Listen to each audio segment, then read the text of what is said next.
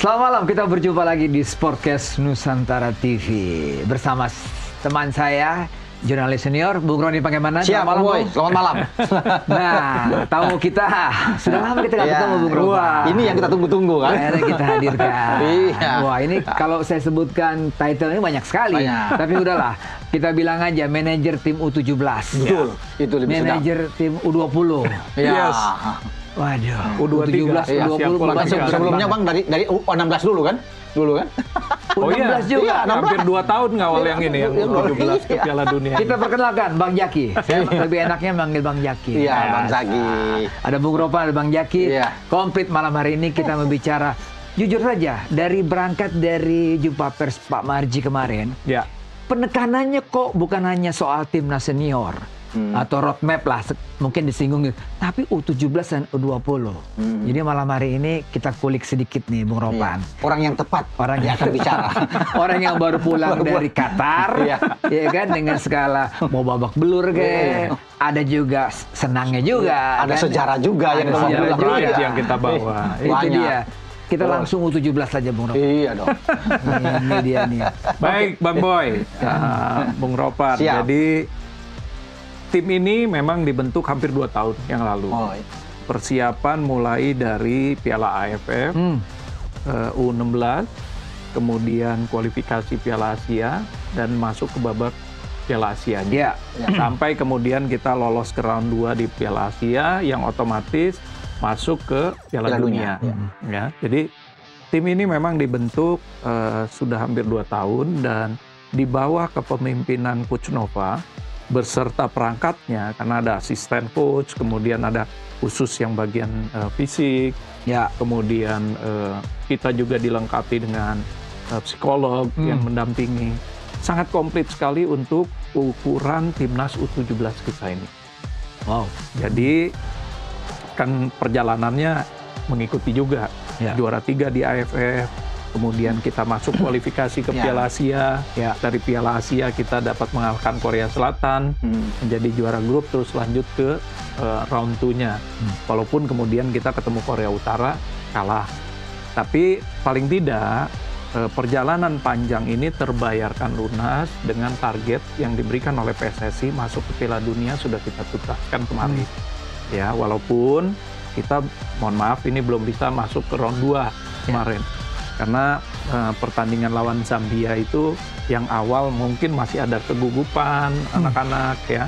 Apalagi golnya kan sangat cepat sekali. Iya. Kurang lebih sekitar 7-8 menit Iya. aja tuh 3 gol 3 itu gol. beruntun.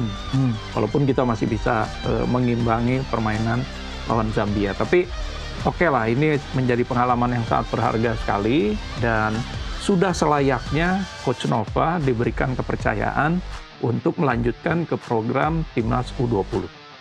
Kenapa? Karena dengan berbekal pemain-pemain yang juga lulusan U17 ini nih, ditambah lagi nanti dengan beberapa yang under 19, ini akan menjadi modal penting dan modal kuat untuk 2026-2027 ke Piala Asia lagi. Siap. Dan targetnya kita akan lagi lanjut ke Piala Dunia, U20-nya. Piala 17-nya setiap tahun pasti ada. Iya. Qatar 5 tahun berturut-turut loh. 5 tahun. Qatar 5 tahun berturut-turut udah nge-booking tempat. Nge-booking.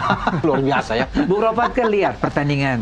Ya. Kita melawan Zambia, melawan Brazil, Brazil. dan terakhir melawan Honduras. Ya, Ya. kan, walaupun tidak ada TV yang menyiarkan dari channel FIFA kita Channel nonton, FIFA ya. Plus, ya. Dan saya juga nonton waktu itu. Wah, Iya. terima kasih. Walaupun agak antara kenapa kok kalah, kenapa kok bisa segitu banyak. Nah, Bung Ropan melihat 3 pertandingan itu, Anda punya catatan mengenai tim ini. Gimana, Bung? Ya, seperti Bung Sagi bilang tadi ya, bahwa ini Piala Dunia.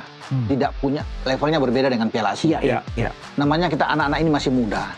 Tampil di event yang tinggi dengan Piala Dunia tentunya akan berbeda kesiapan mental mereka. Dan kalau kita lihat catatan saya pikir udah oke. Boy, kalau bisa bermain. Terlepas kita kalah lawan Zambia, mestinya walaupun kita punya harapan untuk bisa menang. Mas Sagi udah bilang sayang dengan 3 gol itu. Tapi apapun itu kita harus bisa mensyukuri bahwa akhirnya mereka sudah maksimal mereka bisa bermain di sini.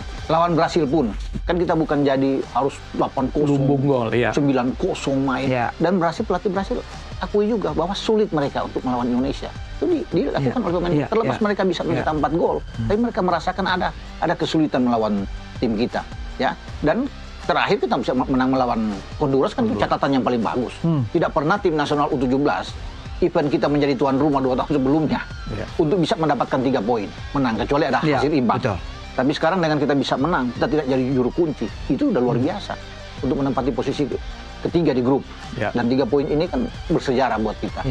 Artinya anak-anak oke untuk bisa menatap ke depan nantinya. Ya, tinggal bagaimana tentunya Federasi PSSI menyiapkan lagi anak-anak U17 berikutnya. Tahun depan udah dekat. Harus disiapin lagi, Boy. Mungkin ada beberapa dari bangsa di sini lagi nanti dari urutannya lagi dari awal. betul. Itu karena kayak estafet begitu ya. Karena 80% mungkin yang ada sekarang itu mungkin akan berpindah ke Coach Novari U20. Mungkin hanya ada beberapa yang akan bertahan ke tahun depan. Mungkin Matthew Baker yang masih 15 tahun. Mirza yang masih bisa ikut ke sana. Tapi ini memang harus disiapkan oleh federasi. Mungkin kompetisinya untuk U15, U16 harus disiapin lagi untuk pemain baru. Karena kan sudah dekat ini. Tidak mudah memang untuk mencari pemain-pemain seperti yang kita lolos kemarin. Dengan U17, Habib Goli, bagus-bagus kan. Fadli Alberto, Evandra Florasta, dan Iputu Panji. Kan ini oke semua pemain-pemain ini. Jadi ini menjadi tantangan buat federasi juga untuk bisa menelurkan pemain. Tapi kalau bicara Boy juga bilang tadi bahwa saya pikir kita harus mengapresiasi apa yang sudah mereka lakukan selama Piala Dunia. Artinya tidak malu-malu amat mereka bisa bermain. Ini Piala Dunia, mereka lolos pun kita sudah bersyukur. Sampai di titik itu pun kita harus bersyukur. Saya karena kita tanya ke Bang Jaki, level kita memang, ya maaf ya, nggak usah kita bandingkan dengan Brazil atau Italia atau siapapun. Tapi di grup itu dengan Zambia memang kita jauh, Bro. Jujur saja, ketika kita masuk ke atmosfer Piala Dunia, itu memang kita tertinggal jauh. Jadi saya katakan kenapa? Karena bukan cuma masalah pembangunan fisik dan teknik anak-anak saja, ya. Ini banyak juga hal-hal yang kemudian kita lihat dan kita pelajari dari tim-tim yang ada di sana. Betul. Detail mengenai penanganan para atlet usia muda kita itu benar-benar sangat luar biasa. Makanan, asupan nutrisi, kemudian juga bagaimana, ini salah satu contohnya yang akhirnya kemudian dicontoh oleh negara lain, salah satu tim besar ya Brazil itu, H-1 menjelang pertandingan, semua televisi kamarnya off. Mati semua. Mati semua. Dan kemudian penggunaan mobile phone dibatasi. Dibatasi. Jadi itulah salah satu cara mereka untuk kemudian fokus kepada pertandingan. Itu hal-hal kecil aja. Belum lagi detail yang lain. Ada cerita lucu ini. Saya ketika bertemu dengan para tim manajer, salah satunya dari Zambia, kita bertemu pertama ketika managers meeting, penyesuaian jersey apa segala macam, penetapan jersey warna. Pertemuan kedua ketika menjelang pertandingan, game pertama, itu salah satu officialnya, ya kita saling sapa, terus dia mengatakan, Presiden Federasi Anda orang besar ya, begini begitu. Dia tahu detailnya, pernah memiliki Inter Milan dan lain sebagainya. Terus kemudian, coach kamu ini juga orang besar juga, pemain ternama. Iya, legenda pemain nasional Indonesia. Dia begini-begini. Tiba-tiba dia bilang lagi ke saya, manajernya juga pemilik klub. Saya colek asisten manajer saya kan, sambil saya ketawa-ketawa, how do you know? Ada Wikipedia, I learn your profile, Google dari Instagram. Jadi apa yang Bang Jaki dapat dari peristiwa itu? Poinnya, detail, bukan saja profiling kita, anak-anak kita pun udah di profiling sama mereka. Mungkin rekaman kita dari Piala AFF mereka sudah punya, Piala Asia mereka sudah punya, pasti. Kalau itu udah pasti. Tapi poinnya adalah sampai sebegitunya mereka memprofil tim satu negara. Itu Zambia, makanya tadi saya katakan. Saya pikir Brazil pun akan melakukan hal serupa. Iya, profiling pemain Zambia aja begitu, apalagi Brazil. Ya? Mereka tidak pandang enteng, tapi mereka tahu kekuatan kita. Betul. Jadi keberhasilan ataupun kegagalan kita itu bukan cuma semata-mata kita yang berevolusi terus, lawan kita pun bergerak terus. Jadi ini yang jadi yang mungkin kita bisa kalahkan, katakanlah di penyisian Piala Asia gitu. Belum tentu pertandingan kemudian berikutnya kita bisa mengalahkan mereka. Mereka udah profiling kita juga kok. Iya kan? Begitu juga dengan pertandingan-pertandingan yang lain. Jadi ini satu hal di pertandingan sepak bola. Ketika kita mengalami kemenangan atau kekalahan, itu bukan serta-merta hanya kita. Tapi ada tim lawan juga yang berubah. Iya. Gitu. Kita harus tahu juga bahwa tim lawan juga ngeker kita. Nah itu dia, pastilah. Ini kalau udah Untuk Piala kelas Dunia. 17 tahun loh ya. Untuk kelas 17 tahun. ya. Bicara masalah senior ataupun kelompok umur yang lebih tua lagi, ya pasti akan lebih detail lagi. Berarti pengalaman ini Bang untuk berikutnya kita yang harus juga mengikuti apa yang dilakukan oleh mereka kan, cara-cara mereka. Persis. Kalau soal disiplin, Coach Nova strict banget. Strict, disiplin, dan kita juga mencoba. Dan respon pemain bagaimana? Respon pemain, apalagi kita dampingin oleh psikolog ya. Iya. Respon pemain karena mereka sudah hampir 2 tahun bersama Coach Nova, semua merasa nyaman. Tapi ini dengan catatan, ini kelompok umur U16 dan U17, yang kita masih bisa melakukan training jangka panjang tanpa ada gangguan-gangguan misalkan dari klub ataupun dari ini. Nah, kalau udah U20 nanti tantangannya beda lagi. Begitu juga dengan U23, nanti tantangannya akan berbeda lagi. Nah, Bung Ropan, catatan Bung Ropan siapa pemain-pemain yang istimewa dari 3 pertandingan itu? Dan yang kedua, 85% katanya pemain ini akan dibawa oleh Coach Nova ke 20. Tentu tidak serta-merta langsung semua masuk jadi lagi karena perlu lagi dilihat lagi. Ya karena Coach Nova kan perlu untuk bisa beradaptasi lagi dengan U20 ini kan baru buat dia. Buat dia itu baru, boy. Jadi dia tidak seperti dengan di U17. Jadi dia perlu ingin melihat, makanya untuk waktu yang dekat Nova udah bilang tanggal 2 Desember dia akan coba untuk memanggil pemain-pemain U20 ini untuk diseleksi, untuk dilihat oleh dia.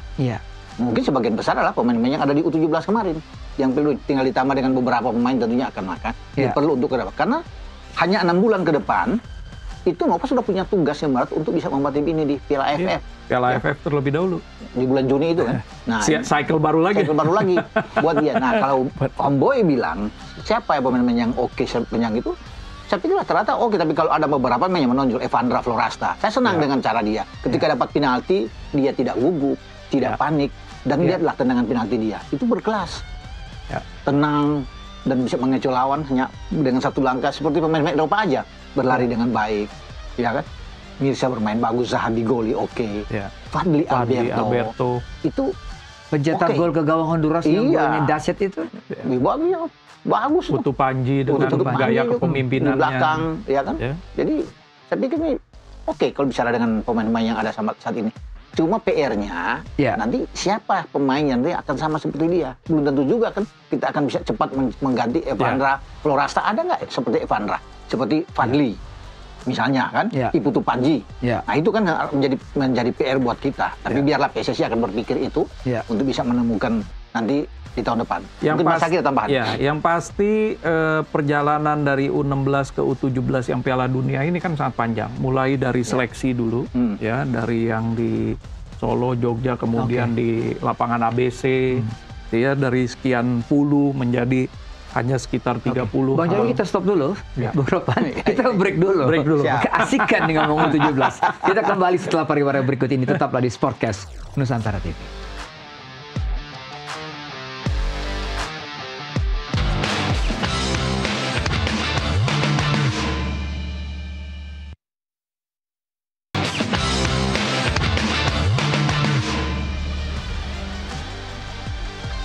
Anda masih di Sportcast Nusantara TV.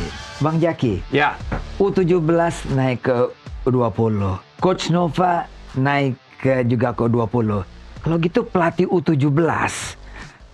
Ini kan juga pertanyaan juga nih buat para netizen. Siapa pelatih U17 kalau gitu? Dia. Coba deh, pikirkan juga dong. Nanti kalau mau spill dari Pak Marji nih. Tapi paling nggak ada gambaran kan. Apakah standarnya harus Coach Nova dong? Atau lebih bahkan? Mungkin standarnya nanti yang kita pakai itu adalah Coach Nova. Bagaimana cara Coach Nova menangani timnas dari U16 sampai ke U17 ini. Dan Bang Boy, jadi saya katakan stok kita alhamdulillah untuk pelatih U17 sebenarnya banyak pilihan ya. Baik itu yang di rombongannya Coach Indra Safri ya ataupun rombongan Coach Gerard kemarin, Gerard Vandenberg. Kebetulan U20 dan U23 Asia kualifikasi, saya kan bagian dari tim manajemennya juga.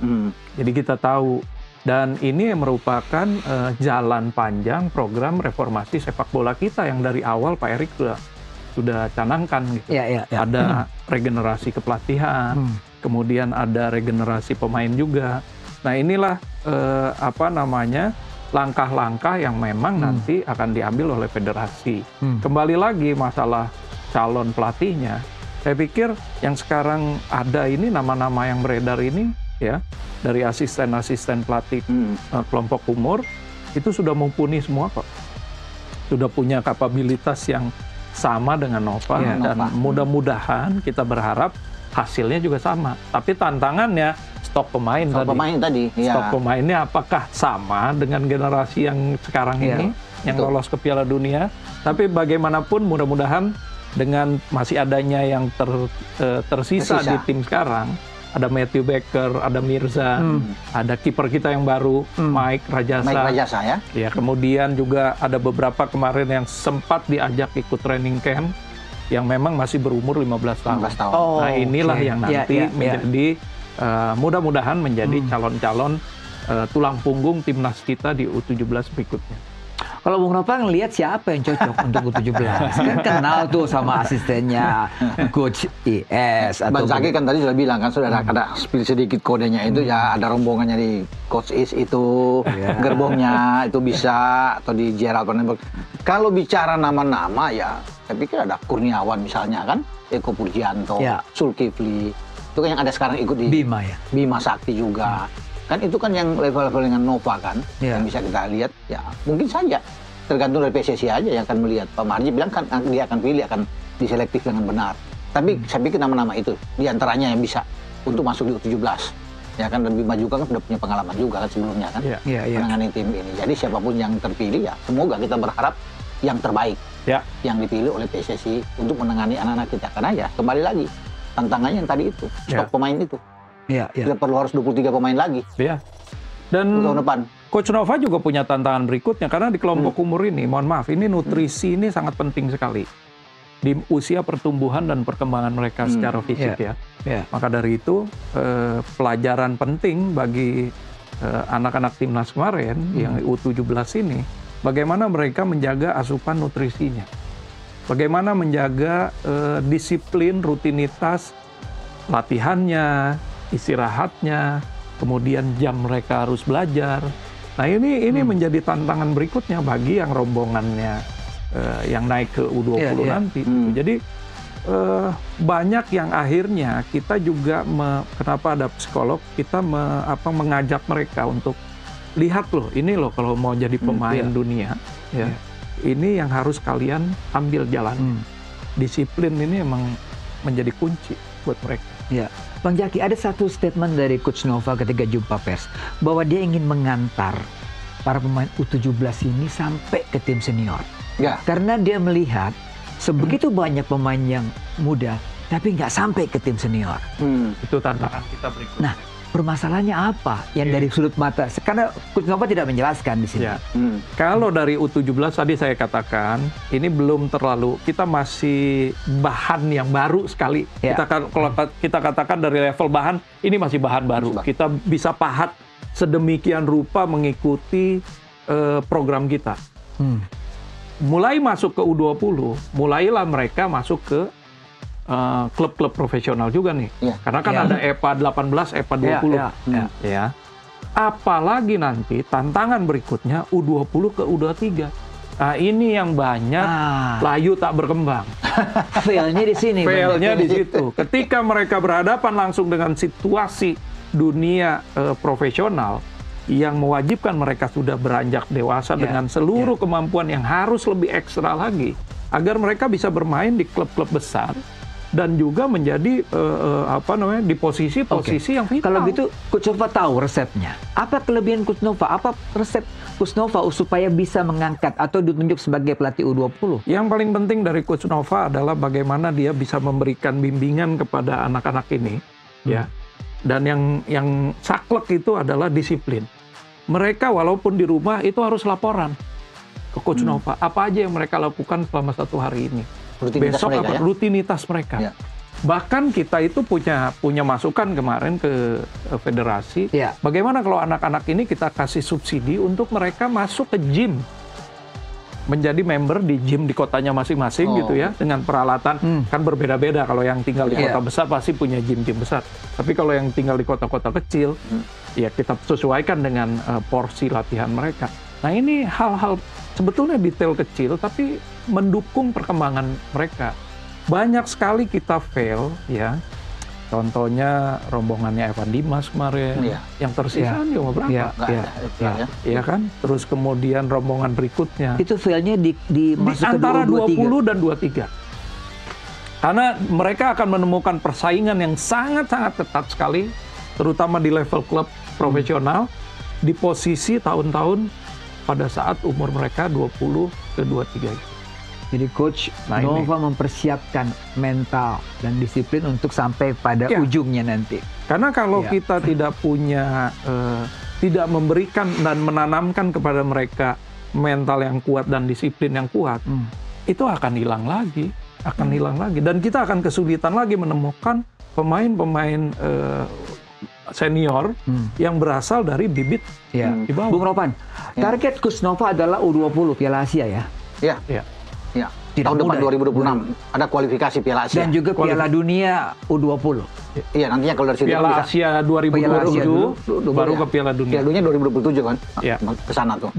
Target menurut pandangan Bung Ropan. Itu salah satu masuk di roadmap juga yang sudah dikatakan, walaupun itu nanti 2026 Alexander Swiss bilang akan dia taruh di situ, tapi memang sudah ada target-target buat Nova. Makanya kan saya bilang tadi di awal, Nova akan kumpulkan dalam waktu dekat pemain-pemain untuk lebih mengenal dengan karakter masing-masing pemain, untuk dia bisa melihat, karena tujuannya itu dia bilang kan terlalu dekat dengan 6 bulan ke depan, untuk sampai nanti dikualifikasi juga dari Piala AFF. Jadi benar ini dia harus betul menanamkan disiplin yang tinggi, bagaimana harus bisa menggenjot pemain-pemain ini dengan baik. Karena menurut saya begini, seperti yang katakan Bang Zaki tadi, masalahnya di antara U21 ke U23 itu, oke, Nova bisa melakukan hal yang baik buat dia, tetapi kan kesempatan mereka untuk bermain di klub ini yang harus dilihat. Kalau mereka tidak punya kesempatan bermain dan hanya memenasi bangku cadangan saja, bagaimana dia berkembang? Persis kan? Karena dia harus punya kesempatan, harus bermain. Itu ya, untuk sampai ke level tim senior. Dia tidak akan sampai ke sana kalau dia cadangan mati. Betul. Tidak mendapat kesempatan jam bermain itu. Nah, itu yang harus diyakinkan oleh Nova. Menggenjot pemain biar lebih bagus, dan klub-klub yang itu harus bisa memberikan kesempatan. Secara sistem memang di liga kita kan mewajibkan satu pemain under 23 bermain 45 menit minimal ya. Dan hampir semua klub punya stok, karena kita harus mendaftarkan minimal 5 pemain under 23 di tim senior tersebut. Dari 5 wajib dimainkan satu. Ya. Nah, ini yang kemudian terjadi, karena saya kan di U20 juga sama Coach Indra nih. Yang sekarang Coach Indra bawa ke SEA Games itu kan banyak juga nih rombongan yang U20 kemarin. Iya kan? Nah, inilah yang kemudian menjadi tantangan terberat bagi para pemain-pemain beranjak dari under 20 tadi. Begitu masuk ke fase 21, mereka harus bersaing bukan saja sesama mereka, tapi juga dengan 1 dan 2 tahun yang di atas mereka. Karena berebut U23 itu kan 20, 21, 22. Itu. Nah, ini akan menjadi tantangan yang sangat besar bagi mereka. Di mana pada akhirnya mereka mencari menit bermain. Kalau bukan yang spesial banget, mereka akan turun ke Liga 2. Ya, betul. Itulah tempat di mana mereka mendapatkan menit bermain. Kesempatan. Untuk saat ini memang harus ada kemauan dari para pemain itu, bukan saja bersaing di Liga 1, bersaing di Liga 1 dengan yang ekstra kemampuan, memang dia akan memiliki kontrak yang cukup lumayan tinggi. Tapi kalau yang kemudian yang perkembangannya tidak secepat yang spesial tadi, ya sudah barang tentu mereka akan bersaing ke level yang di bawahnya, Liga 2. Berharap juga klub yang mereka main itu bisa menjadi klub di Liga 1 lagi nantinya. Bung Ropan juga melihat bahwa peranan pemain-pemain yang berkiprah di luar seperti Matthew Baker itu sangat kontributif sekali ya kan, Ya, iya. buat tim. Betul. Kalau gitu pertanyaan saya, Kutnova juga melirik juga dong pemain-pemain muda yang ada di luar juga. Betul. Oh iya, untuk masuk pasti. dalam tim U20 yang akan mulai dia buat roadmap-nya tanggal Iya. 6 Desember ini. Ya, itu yang harus dilakukan. Pasti. Saya pikir pasti harus bisa melihat di luar siapa yang bisa untuk bisa bermain. Artinya di antara U18, U19 pasti tidak. Untuk dia tangani. Dia harus lihat tuh. Harus mapping benar-benar siapa pemain-pemain yang bagus. Seperti kemarin U17 kan, selain Matthew Baker, ada Lucas Lee, Ada kan? Lucas Lee. Kemudian ada si Baru Tanjung, ketemu Mike, terus Rajasa. kemudian ada Dia bisa, dan Mike itu saya pikir ini bagus pemain. Ketika dimainkan lawan Honduras kemarin saya lihat ini oke. Artinya masa depan dia bagus untuk menggantikan Emil Audero misalnya ke depan kan, untuk menggantikan Martin iya, Paz. betul. Iya dong.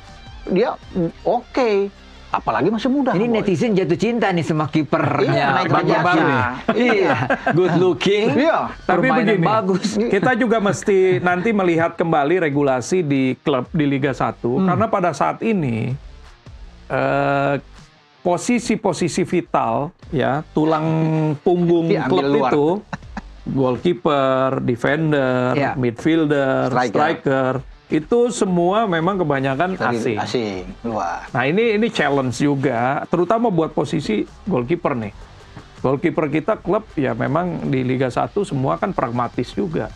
Pengen semua menang. Begitu juga dengan tim kepelatihannya kan punya target dan lain sebagainya. Jadi kita tidak bisa menyalahkan mereka juga, tapi mungkin ke depan nanti kita harus berpikir ulang apakah penambahan 7 pemain asing di lapangan ini ya berdampak efektif atau tidak.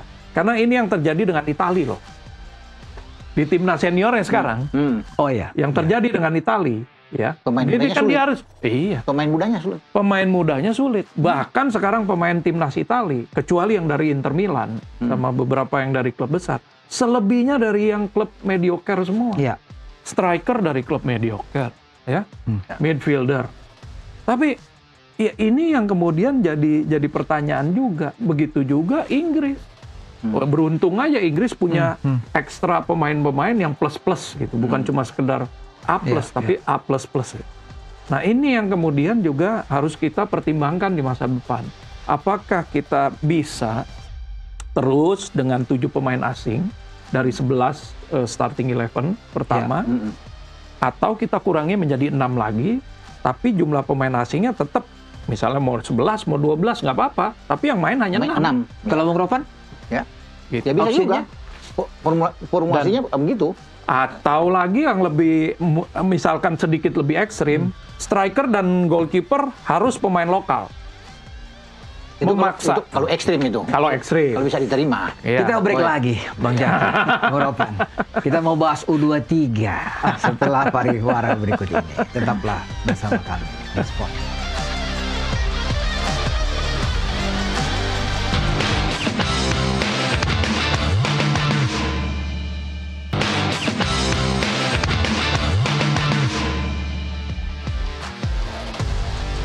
Kita tetap bersama Bang Jaki dan Bung Ropan.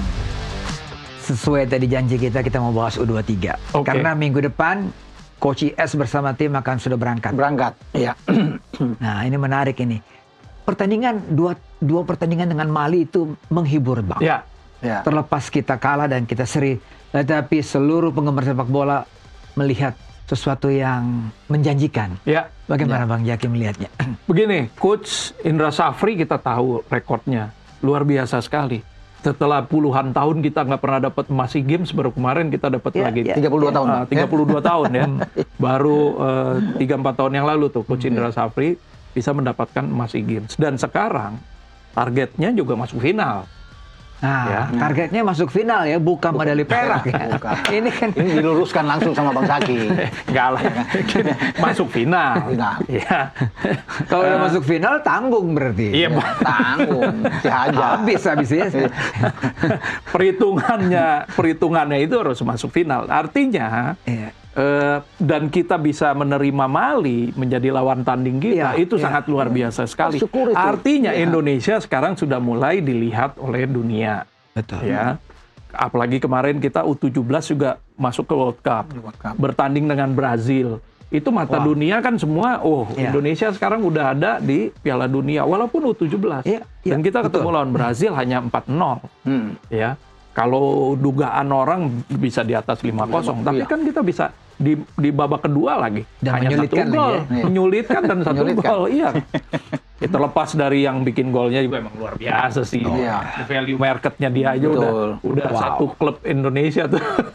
Nah, kembali lagi, SEA Games ini dengan nahkoda Coach Indra Safri, dengan sekarang stok pemain yang dipersiapkan oleh federasi, saya yakin ini sangat menjanjikan. Jadi kita wajib punya optimisme dan juga semangat buat mendukung mereka untuk meraih cita-cita kita. Piala emas lagi. Pertahankan medali emas. Kalau lihat pertandingan dan materi yang dimiliki oleh Coach Indra, saya pikir baik Thailand, Vietnam pun juga berpikir keras nih, atau Malaysia sekalipun. Bahkan saya ekstrim aja, Boy. Kalau melihat dengan materi seperti kemarin, medali emas kita bisa ada pertahankan. Jangankan kita ke final. Masuk final, medali emas. Dengan materi seperti kemarin itu materi bagus. Cuma memang lawan Mali pertandingan pertama, mungkin coach hanya pingin lihat. Coba ini bagus nggak? 4-3-3 menjadi 3-4-3 kan dirubah. Nah, di kedua itulah materi yang sebenarnya yang bagus. Dan kelihatan sekali kita bermain. Berbeda sekali. Dia kembalikan 3 back belakang itu kan, Dion ada di sana, Kadek bersama dengan Ferrari kan itu oke. Mendorong Donitri lebih ke depan. Nah, itu kan bagus. Raka bermain dari kanan. Itu bagus. Pak Pahan bermain dengan Ivar. Itu belum ada Marcelino, Bos. Nah, kalau Marcelino ada, Bang Zaki, akan beda. Akan berbeda lagi. Ada ditambah lagi. Ada Adrian. Kalau Adrian muncul lagi, di sisi kanan akan lebih kencang lagi. Jadi itu yang mendasari bahwa medali emas kita bisa dapatkan. Harus optimis. Tidak lagi bicara perak atau bahkan ke final. Harus medali emas. Dan pasti kan Thailand nonton. Mereka bisa lihat kemarin juga. Vietnam juga nonton, semua nonton. Pasti. Gitu. Pertama yang di grup kita dulu. Kita juga kan Myanmar misalnya. Dan kita melawan Singapura pertandingan pertama tanggal 5. Kemudian terakhir lawan Myanmar, kedua lawan Filipina. Pasti juga mereka nonton. Dan dengan bermain seperti Mali kemarin, kecepatan kita bagus, pemain-pemain, passing lebih oke, determinasi kita bagus. Saya begitu pertandingan kedua, Pak. Mas juga dapat ini. Karena kan bisa membayangkan kalau Adrian muncul, misalnya Marcelino muncul, akan lebih berbeda lagi, Boy. Lebih di depan itu, lebih ganas lagi di depan. Iya kan? Saya melihat semua orang memuji Ivar Jenner. Semua pengamat, dikasih ban semua kapten netizen melihat pemainnya bermain luar biasa. Sangat dewasa sekali. Visinya bagus, capping, holding bolanya luar biasa, umpan true pass sama wall passnya juga dahsyat. Kenapa dia muncul sekarang ini, Bang Jaki? Di timnas senior kayaknya duduk di bangku cadangan terus ini. Itu juga kemarin yang di kualifikasi Piala Asia, kita agak kekurangan. Ya kita paham waktu itu timnas senior sedang melakukan uji coba FIFA Matchday di uji coba sebelum masuk ke putaran keempat, kan? Kita paham, dan di kota yang hampir bersamaan, satu di Surabaya, kita main di Sidoarjo. Tapi pada saat itu juga Coach Gerard mempertanyakan, kok kita nggak bisa pinjam pemain-pemain senior ini. Itu sayang. Memang pemain senior ini dijelaskan juga kepada Coach Gerard, pemain senior ini sedang dipantau untuk nanti persiapan di sayangnya waktunya bersamaan dengan kualifikasi Piala Asia itu. Mungkin kalau waktunya tidak bersamaan, mungkin kita juga punya limpahan beberapa pemain tadi. Tapi begini, Bang, saya potong sebentar. Daripada Yasin Habner tuh diparkir apa semua, kenapa nggak dipinjamin? Nggak pinjamin. Toh kan kasih main aja, iya kan? Adrian Wibowo kasih pinjam aja, gitu bisa main tuh mereka tuh. Kejadian udah lewat. Sekarang kita lihat SEA Games ini. Mudah-mudahan SEA Games ini, percayalah, Coach Indra itu salah satu coach yang memang sudah berpengalaman sekali di kita, Kemudian ditambah lagi dengan materi yang tadi. Jadi saya yakin kita bisa berbuat lebih banyak di satu lagi, peran Struijk, Bung Ropan. Dia ditaruh di tengah bersama dengan Ivar Jenner. Lebih hidup ternyata. Iya kan? Muncul-munculnya bagus juga tuh. Striker yang bekerja banget di situ dia.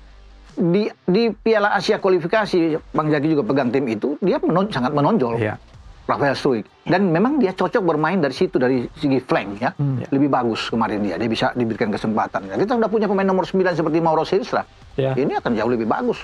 Dengan ada seorang Rafael yang bermain lebih keluar kan. Jadi kita lebih itu saya bilang tadi lebih ganas permain kita. Apalagi dengan ada Lino yang bermain kan di belakang striker akan lebih bagus. Jadi kalau bicara dengan Rafael Struijk oke lah. Komposisi lokalnya juga kita lihat Kadek kan menjadi pilar penting juga di Bali United. Begitu juga walaupun Donitri belum ya. Tapi kan beberapa personil ini Tony kemudian di Persebaya kan. Di Persebaya ya. Kakang di Persib. Kakang Cahya. Raka apalagi. Raka di PSM. PSM ya. PSM. Ini kan poin penting juga tuh buat stok pemain kita. Dan menarik kedalaman kita bagus sekali ya, Bung. Iya, sekarang ini bagus untuk kedalaman pemain-pemain yang punya pengalaman juga. Iya kan Robbie Darwis, bagus. Tony. Kalau Arkan Fikri fit, ada Ferrari juga. Ada Ananda Raihan kan? Ada Raihan Hanan. Hanan ke Persija Raihan. Ananda Raihan PSM. Jadi bagus secara kualitas. Kalau kita bisa melihat di sana. Persaingan tajam apalagi di tengah kan. Di tengah tuh pemain-pemain yang bagus-bagus semua. Boy. Bang Jaki pasti kenal dengan Doni lah karena dulu juga pernah. Oh iya, pasti. Kan? Dari sejak Doni itu transformasi dari back kiri menjadi flank. Itu menjadi. Kemarin dia operasi di kiri, pertandingan pertama dia taruh di depan. Pertandingan kedua dia taruh di tengah. Dan dari situlah serangan-serangan kita nih, Bang Jaki. Apa kelebihan Doni yang Anda lihat secara personally, secara seorang pemain yang profesional? Dia sangat disiplin, kemudian memang tidak terlalu banyak Doni ini bukan banyak medsos apa segala macam. Nggak terlalu. Tapi memang bobot dia lebih banyak ke sektor serangan.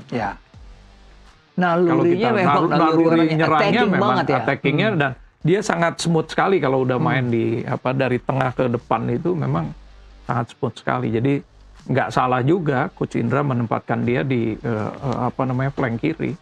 Itu bisa beberapa kali kan kita pernah coba juga dia di tengah, main di tengah. Iya kan? Tapi kan ternyata malah tertutup ruangnya. Mendingan dia main di kiri. Dia nggak explore di tengah. Dia malah explore, dia malah meledak ketika dia main di sisi kiri. Nah itu. Dan yang sekarang juga transformasi hoki. Hoki bukan lagi di tengah. Melebar kanan. Tapi juga melebar di kanan. Sekarang Hoki main di klubnya Bang Jaki nih. Iya. Ditaruhnya di kanan juga. Ditaruh di kanan juga. Sama pelatih ditaruh di kanan juga. Memang tipikal dia memang kita minta kalau dia. gitu Bung Ropan masih ada tentu ada catatan ya, masih ada hal-hal yang lemah. Contohnya kita menghadapi bola mati. Set piece ketika melawan Mali. Ya kan terlambat untuk menutup heading dari penyerang Mali atau pemain Mali. Masih banyak juga kelemahan. Coach Indra saya pikir harus bisa melihat juga harus banyak mempersiapkan pemain-pemain yang ahli dalam bola mati. Karena kita agak kurang. Kalau misalnya dapat tembakan untuk pagar betis, tidak ada spesialis siapa yang akan bisa mengambil itu. Harus disiapkan pemain yang betul-betul yang oke. Inilah waktunya kemarin hasil dari uji coba itu untuk memperbaiki kelemahan-kelemahan tadi. Betul, ada set piece. Dion juga kan biasanya beroperasinya di back kalaupun dia pasang 3 biasanya di kiri. Karena sekarang dia ditaruh di tengah karena punya loncat yang cukup lumayan lebih tinggi kemudian posturnya juga ideal ketimbang Kadek. Kemarin kan ditaruhnya Dion di tengah kan? Nah mungkin juga nanti ada beberapa catatan yang saya yakin kalau Coach Indra dibantu Bima Sakti dengan Eko dan ada Zulkifli juga di sana. Ada Kurus yang nangani strikernya di barisan depan. Saya yakin kelemahan-kelemahan yang kemarin kita lihat itu bisa kita improve di waktu segera ditangani oleh Coach Indra. Karena kelihatan sekali Coach Kurus memberikan masukan kepada Hoki Caraka, kepada penyerang-penyerang ya Bung Ropan. Ini kelengkapan yang ada di tim kepelatihan yang di U23 yang saya lihat Selain Kurus yang dia tahu untuk dibagi tugas untuk ke depan, Bima kan untuk urusan pemain gelandang. Eko pemain belakang. Eko di belakang, Zulkifli di belakang. Nah, jadi memang sudah memang pas apa yang dilakukan oleh Nasafi dengan masing-masing tugas yang harus mereka bicarakan dalam tim. Ada Ali Mudin juga yang bantu analis secara keseluruhan. Ali Mudin depan serangan. Jadi flank, kan? Mereka saling berbagi tugas untuk kemudian melihat kemampuan-kemampuan di setiap lini kita. Nah, ini kiper, mulai dari kiper ya, terus kemudian defender, stok defender kita, pemain tengah sampai ke pemain depan. Kalau soal kiper, Bang, saya lihat kemarin dengan penampilan Dava itu luar biasa. Ya. Luar biasa. Lawan Mali kalau nggak ada 3 penyelamatan yang luar biasa. Ada satu refleksnya yang itu kelas. Itu kelas sekali. Ada one on one juga yang berapa yang dia bisa lakukan dari itu kiper yang bisa diandalkan di SEA Games nantinya. Tinggi badannya bagus. Ini dia cobaan kita. Bagaimana tim U23 ini di klub memang bisa diberikan minute of play yang layak. Agar mereka terus berkembang. Ketika mereka bermain dengan contohnya yang senior, diberikan waktu untuk bermain yang leluasa. Tapi Persija sekarang Arli udah mulai main. Goli beberapa menit udah mulai dipasang. Kemarin ketika menang banyak kan banyak juga dimasukin pemain muda. Kemudian ada PSM yang juga berani memainkan pemain-pemain muda, PSIM. Jadi ini yang memang harus kita lakukan di klub kita. Oke. Bung Ropan, Bang Jaki, kita break lagi. Kita kembali setelah pesan-pesan berikut ini.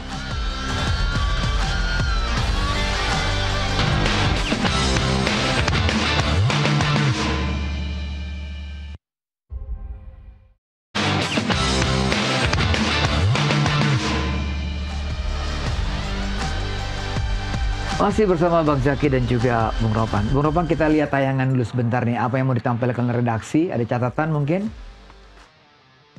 The Foundation of Project 2034 Garuda Membara. Wah, ini kayak roadmap ya. Kalau saya lihat ini summary. Summary aja ini. Oke. Berarti roadmap yang sesungguhnya akan dirilis tahun depan kan, Bung Ropan? Kalau Alexander Swiss bilang tahun depan. Ya, kalau roadmap yang sebelumnya, itu kan mulai dari ketika Pak Erik terpilih jadi ketua umum. Yang dimana sekarang stadion, infrastruktur dibenahi semua. Kita lihat nih 2026. Nah, itu dia makanya. Build. The base-nya agak terlalu jauh saya lihat. Ini pointers untuk menuju ke depan. Breakthrough AFC Cup. Tuh, jadi masuk ke peringkat FIFA misalnya di top 110.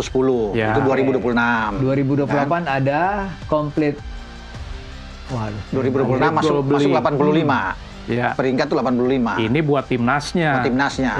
Kalau kita bicara roadmap secara keseluruhan yang ada di visi misi reformasi sepak bola Indonesia, itu termasuk infrastruktur, suprastruktur, ada semua. Kalau ini hanya bagian dari apa? Ada yang pembinaan saya tahu, ini pemain hanya bagian. Ada pembinaan pelatih. Pelatih. Ini sedang kita arahkan ke sini kan, dan kita yakin bahwa ini berhasil pasti nanti. Kalau bagian yang timnas ini, roadmap yang tadi itu bagian dari tujuan tim nasional tadi, ya. Tapi secara umum, roadmap yang menyangkut masalah infrastruktur, suprastruktur, tata kelola di Asprof dan Askap itu lain lagi sebetulnya. Jadi kalau ini untuk tujuan timnasnya ya. Dan itu kan dimulai untuk 2026, 2027 ke depan. Ujungnya 2030, Bung Ropan. 2030 sampai 2034, 2030 untuk lolos Piala Dunia kan. Ya, jangan lupa regenerasi ini kan berasal dari 2024 juga kemarin. Yang kita lihat inilah Nova inilah. Ini kan bukti salah satu program jangka panjangnya PSSI. Jadi nggak salah kalau Nova kemudian diberikan kepercayaan untuk ke U20 karena ini memang bagian dari perjalanan panjang membangun sepak bola. Jadi sampai 2030 itu di saat kita target ke Piala Dunia itu kita sudah paling tidak di peringkat masuk ke FIFA itu 85. Sesuai dengan ini sudah mengarah ke sana memang. Kalau buat saya ada tambahan lagi, kita harus jadi 8 besar di Asia. Iya. Betul. Itu Piala Asia nantinya. Iya, terlepas dari Piala Asia atau tidak, kita harus sudah bisa dibicarakan oleh big boys Asia nih. Iya kan? Bukan lagi dianggap tim yang ece-ece. Tapi kita harus paham juga. Jangan salah. Singapura sekarang lolos Piala Asia. Untuk pertama kali dalam 41 tahun. Dalam sekian puluh tahun. Kalau kita mengarah ke 2030 ikut Piala Dunia, kita harus paling nggak target the King of South Asia itu harus terjadi dong, Mas. Iya dong. Tapi kita jangan sekali lagi kita juga jangan lalai kita bahwa lihat ke ujung sana tapi kita belum jadi raja di Asia Tenggara. Negara-negara yang lain ini berkembang juga nih Bang Boy. Makanya bukan cuma kita yang harus bebenah diri juga, tapi tim lain ini negara lain juga bebenah diri. Betapa kita sekarang lihat perkembangan sepak bola Filipina. Sekarang nggak mudah ngalahin Filipina loh. ya kan, Singapura. Ya, Singapura. Oke lah, ada Malaysia, Thailand, Vietnam. Tapi kayak Laos, Kamboja, Mereka berbenah semua tuh. bebenah Myanmar. semua. Oke. Timor, Myanmar, semua bebenah. Tinggal speednya bagaimana. Kita harus lebih cepat, Ya. lebih kokoh, dan lebih solid dari mereka. Agar Betul. tadi bisa jadi King of Southeast Asia dan Big Boys di Asia. Betul. Kita mulai dari SEA Games dulu lah ini sekarang. Ya. Ya, Ini kan Southeast kan- Asia. Iya. Kalau kita Sebetulnya- bisa pertahankan medali emas, cikal paling tidak- bakalnya pemain-pemain senior Ah, depan iya, di itu SEA Games dia. ini. Oke. Setuju. Dan ini semua stakeholder harus sekarang ini bersatu bagaimana kita membangun iklim sepak bola kita yang optimis ya, kemudian juga yang positif nanti ke depan dengan berbagai macam pengalaman kita yang belakang. Oke. Kita lihat footage dari Pak Marji ketika jumpa pers. Ini soal Sampai dengan saat sekarang ini tidak dibuka. Saya perlu jelaskan rekan-rekan sekalian bahwa berkaitan dengan 5 nama ini, kenapa memang sampai dengan detik ini kami tidak akan buka dan memang tidak akan kami buka dulu. Satu, kami menghormati karena masing-masing pelatih kepala itu punya privasi. Ya, punya privasi. Yang kedua, juga para pelatih ini masih berada di klub dan masih berada di timnas suatu negara. Nah, mungkin kami akan membuka. Iya, gimana? Banyak yang melihatnya. Belum Pak- diumumkan. Belum diumumkan. Nanti kita tunggu Pak Marji yang mengumumkan sebagai ketua BTN. Iya, mungkin Mas Zaki ya, Boy. Minggu depan itu ada tim ya, delegasi PSSI akan dikirim ke Eropa, dipimpin Ya. oleh Pak Marji. Ya, saya juga tadi koordinasi bicara dengan Pak Marji apa benar? Oh iya, tapi minggu depan akan berangkat. Artinya ini tujuannya untuk menginterview pelatih-pelatih yang ada. Timur Kapasi sudah datang, tapi kan bukan PSSI yang datangkan. Itu mungkin dia hanya liburan kan datang. Tetapi yang pasti nantinya kalau mereka ke Eropa delegasi ini, termasuk Alexander Swiss dan beberapa exco. Kalau mereka ke sana berarti kan kemungkinan besar pelatih dari Eropa. Karena mereka akan interview pelatih-pelatih yang ada di sana. Karena Pak Marji udah bilang, yang ada adalah mereka masih menangani klub, juga di timnas. Nah, mereka harus tunggu kesempatan itu untuk ke sana.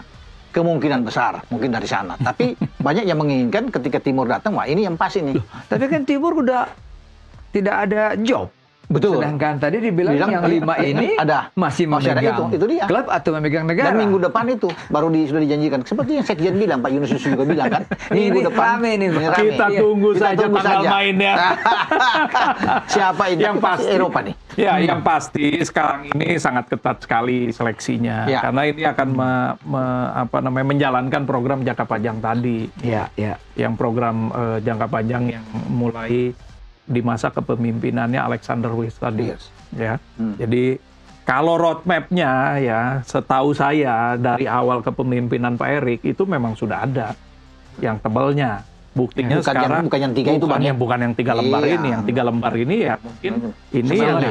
yang summary yang dibuat oleh Alexander Wiss. Saya nggak tahu juga ya, karena saya bukan di dalam, tapi yang saya lihat waktu saya menerima tawaran menjadi manajer timnas U17 yang dimulai dari U16, itu kita sempat diskusi masalah kelompok umur tadi di program reformasi sepak bolanya Pak Erik ya. Iya. Karena itu 2024 tuh setelah Lebaran kalau nggak salah.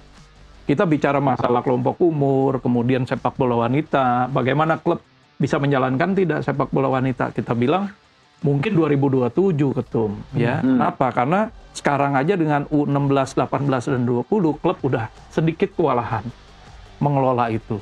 Ditambah lagi nanti kita timnas. Bagaimana kalau pemerintah daerah? Nah, ini yang harus dirembukan. Itu diskusi dari program yang jangka panjang tadi, reformasi sepak bola. Itu salah satu diskusi kecil lah.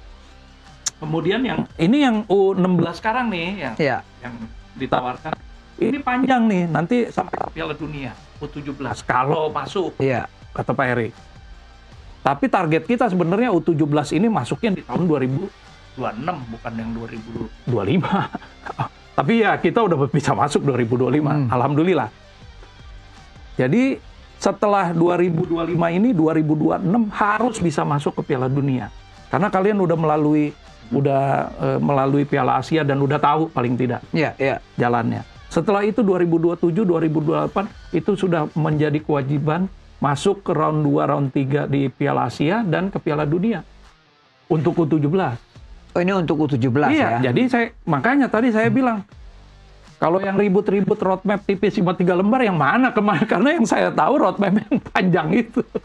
Ya, dan mungkin cuma itu target untuk timnya senior juga kan, cuma untuk 2026 itu tipis. Karena kalau bicara roadmap itu kan mesti bicara juga dengan semua tim futsal, ada tim putri.